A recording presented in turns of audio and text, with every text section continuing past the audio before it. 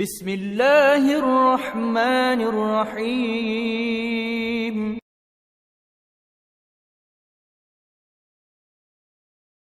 Alhamdulillah, we would like to introduce our first speaker, Sister Salma Abugideiri. Sister Abugideiri is a licensed professional counselor.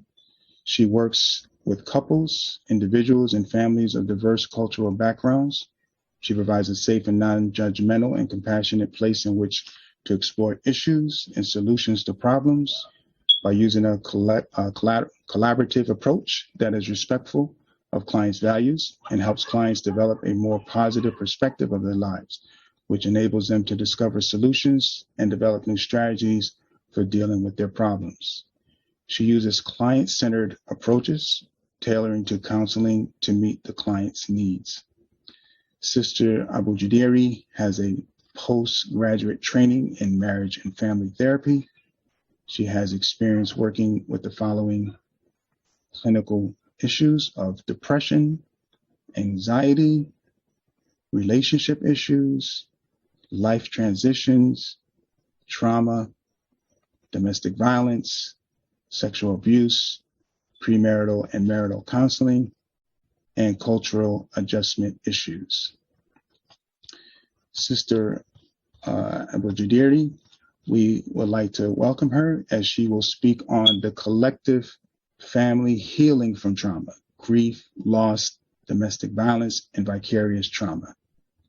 So Sister Abugideiri, the floor is yours.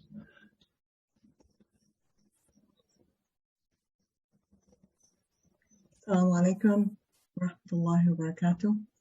It seems that I'm not able to start my video, so perhaps you can start that for me.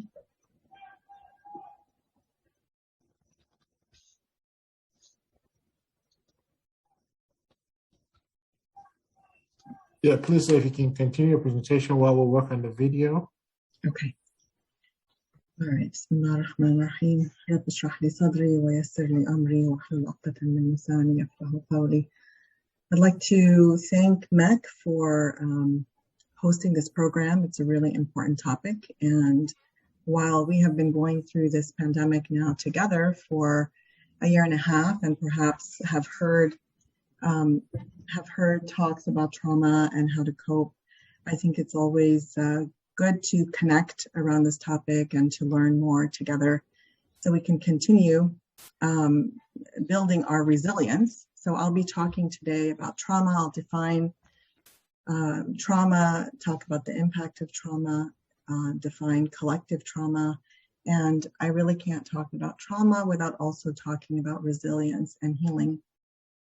So you will hear me throughout talking about both trauma and healing and resilience. We want to hold those two together.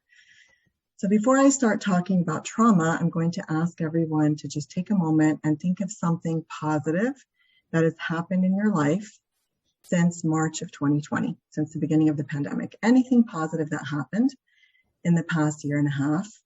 And if you find that to be difficult, just think of any positive moment that you've had recently. It doesn't have to be huge. Anything that brought a smile to your lips or a smile to your heart. Or you might imagine a beautiful place, somewhere that you've been or somewhere in your imagination, like the beach or the mountains, or simply a beautiful blue sky. It's really important that you're able to identify something positive as we talk about something difficult or as we experience something difficult like this pandemic. I did see a message come up that people are hoping to see the speakers. I know that there's some technical difficulties, so they're working on getting our video going, inshallah. So despite the challenging experiences that we've all been going through together since last year, most of us have also had some positive experiences, but it's really easy for the negative to overshadow the positive. So I want you to hold on to whatever came up for you when I asked you to think of something positive, whether it's a scene or whether it's an incident, a memory. Just hold on to that, and I'm going to have you reconnect with it at the end. So let's start by just defining trauma. Trauma is something that has to do with our response to a difficult event, something that inspires feelings of hopelessness, powerlessness, fear, horror, often a threat to self or other. And it's a subjective experience. So if we think about some things that we might automatically think of as traumatic, like living through war, or being airlifted as a refugee, watching a murder, somebody get murdered, or being physically or sexually assaulted. These are things that we sort of naturally think of as traumatic. But let's think about being in a car accident, for example. If I'm in a car accident with someone else, at the end of that car accident, I might end up with broken ribs, and the other person might walk away with minor bruises or nothing at all. So we're in the same car accident, but we each get impacted in a different way. The same is true for traumatic events, that each one of us is going to be impacted in a different way. And what I might consider as traumatic to me may not feel traumatic to you. And that's really important, because when we start talking about family and community, it's easy to either be judgmental or dismissive of other people's experiences and even our own experiences. So I mentioned the more obvious types of trauma, but there are other kinds of trauma that happen on a daily basis that many of us may not even label as traumatic. And those are experiences that are very common, like being bullied, being abused in your own home, getting a diagnosis of a fatal illness, or going through surgery, complications during childbirth. These can also be traumatic events. And then we haven't heard a lot about the pandemic being talked about as traumatic, but it's traumatic because it has also from the beginning inspired feelings of fear, fear of loss of life, fear of other people dying, the uncertainty and inability to control what's happening, not knowing how long this is going to last, not knowing how safe we are or not safe we are, whether we're wearing masks or being vaccinated. There's so much uncertainty, and this has gone on now for 1.5 years.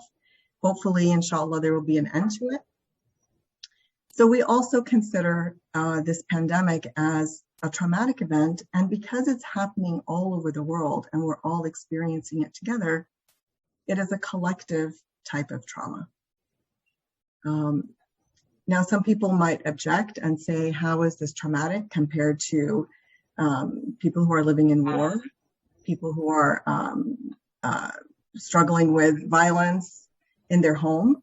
So we have to be sure that we don't compare different types of trauma and make one better or worse than the other. What's really important is how the individual experience is internally to the traumatic event. And whether people react with anxiety or depression, whether people have symptoms like nightmares or intrusive thoughts. Sometimes people might react by disconnecting from themselves, disconnecting from their feelings, being numb, withdrawing from other people. Any of these reactions are considered to be normal responses to an abnormal situation. And so I just want to repeat again that, trauma is subjective. It's what happens inside you as a result of what is happening to you, okay? And a lot of times it includes a feeling of being alone in that experience where something terrible and horrific is happening to you, or you're afraid that something terrible and horrific is going to happen to you, like many people might have experienced, especially in the very beginning of the pandemic when we were seeing images of people dying and on ventilators and hearing about, lack of services. And until this day, there are many places in this country where there is a shortage of ICU beds and people are not able to access medical care. So that threat of death is still real for many people in this country and around the world. I want to give a couple of other examples of collective trauma just so that people could relate. Many of us experienced a collective trauma with 9/11. any community where there's been a murder or suicide is generally affected by that incident. People who go through mass shootings experience a collective trauma. And then something that we don't pay enough attention to is all of us are watching these things happen on the news, and we see the images. So even if we're not directly involved, watching what's happening can traumatize us as well. And so it's really important that we recognize the impact that the images have on us as we think about healing and as we think about resilience, which I'll define in a minute.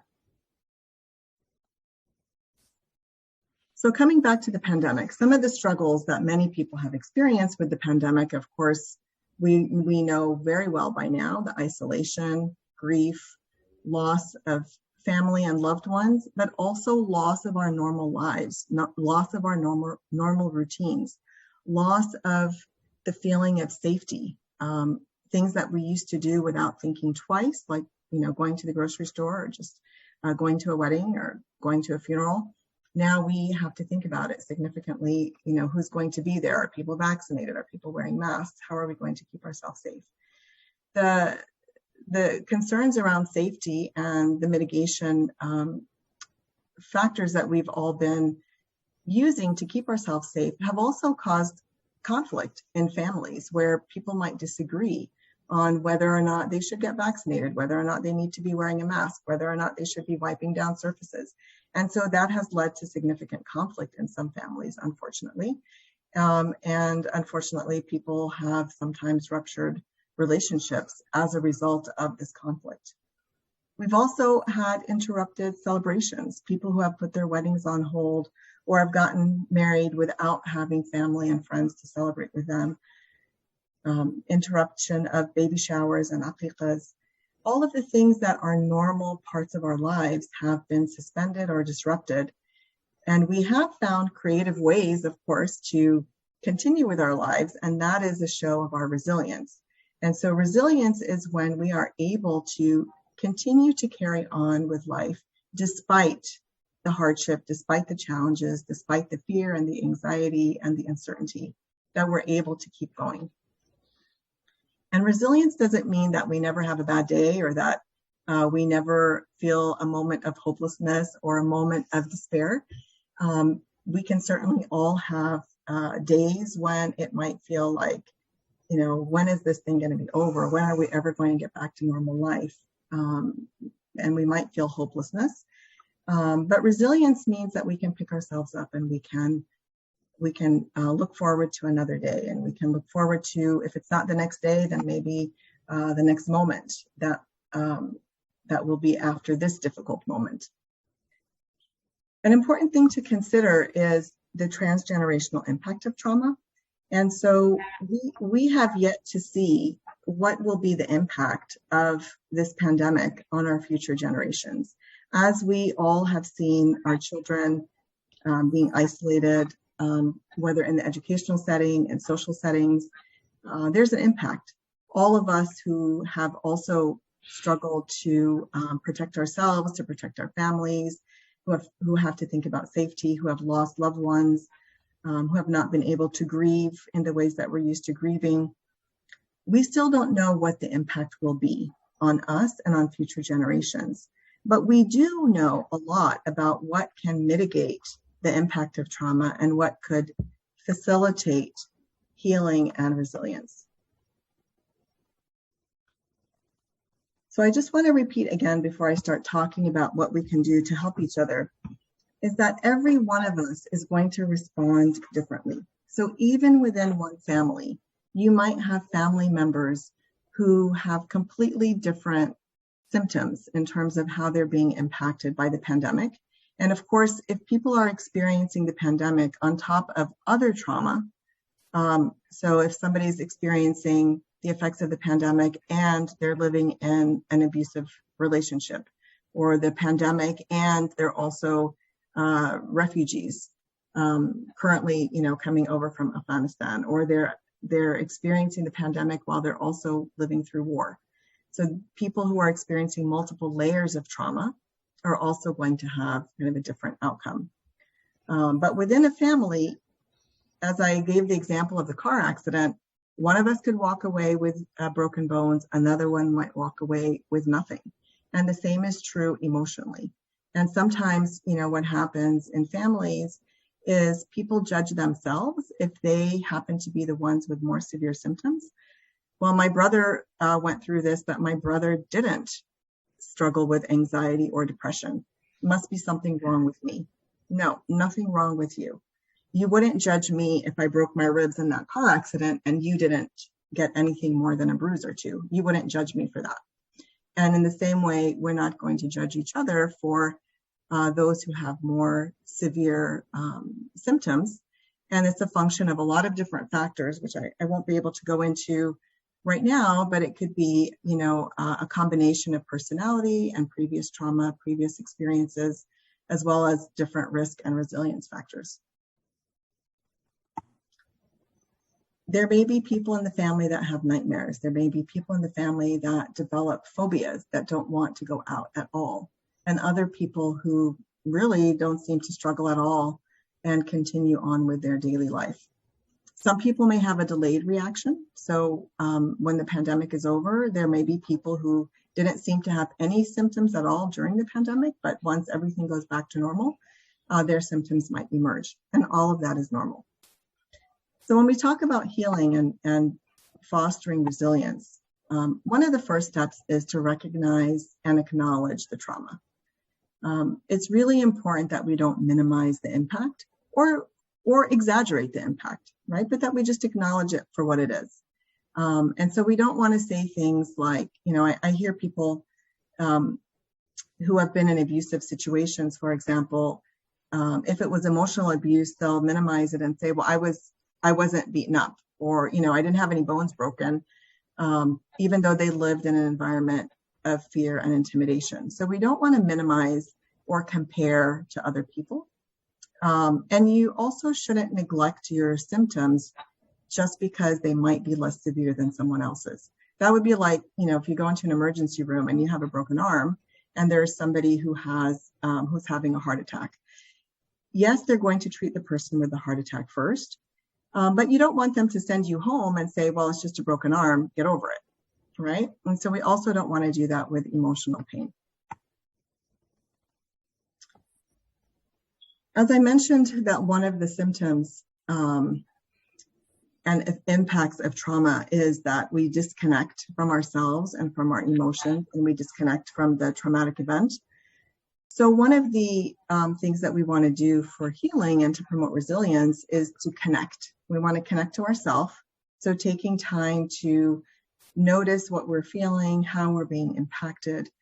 We want to be able to connect to others. It's really important. And people have different preferences in terms of how they connect. We've all become much better at connecting virtually, which is very helpful. Some people might prefer FaceTime and other people might prefer text. It doesn't really matter, but that connection is really critical. Some people want to talk about their experiences. And in that case, we need to be able to provide a listening space, a non-judgmental, a compassionate listening space where we are just hearing what the person is saying and validating what they're experiencing. And so that might sound like saying something like, it makes sense. It makes sense that you're nervous about going back to work after working at home for a year and a half. It makes sense that you might be scared to take the vaccination, or it makes sense that you're in a hurry to get vaccinated. It's putting yourself in that person's shoes, in that person's skin, and trying to understand their experience through their eyes, not through your eyes. And so validating people's experiences can be very healing. One of the effects of trauma in general and in this pandemic is feelings of instability and loss of control.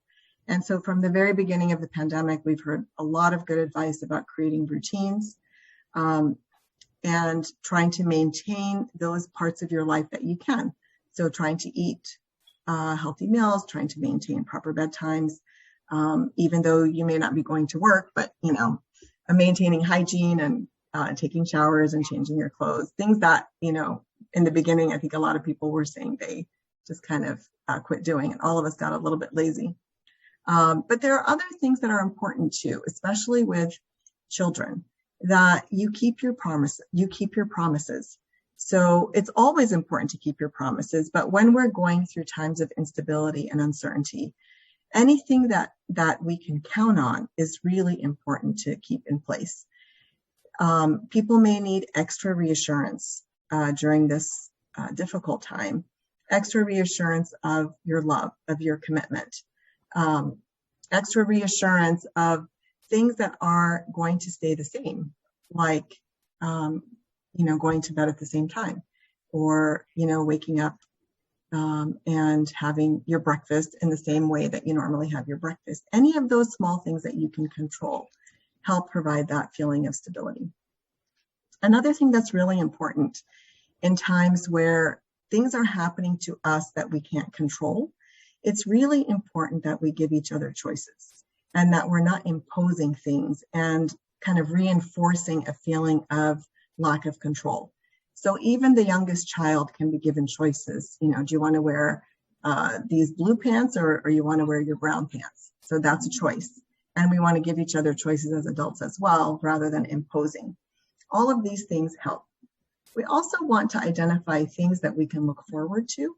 And it could be something as simple as looking forward to your morning cup of coffee, or looking forward to going to the park, looking forward to connecting with family over Zoom or outdoors, or if you're able to do that in person now.